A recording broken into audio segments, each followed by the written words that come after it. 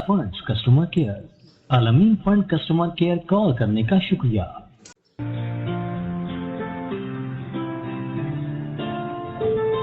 वालेकुम friends, how may help you? अस्सलाम वालेकुम सर। फरमाइएगा।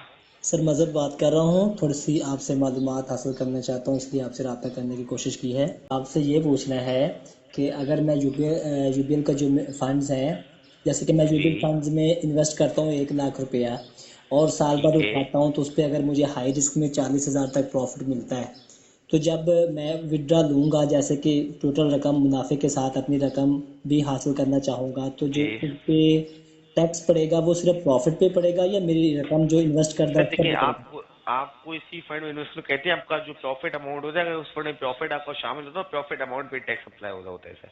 मतलब जब मैं विड्रा लूँगा जो मेरे असल रकम है उस पर टैक्स नहीं पड़ेगा? नहीं, नहीं रखिएगा उस पर।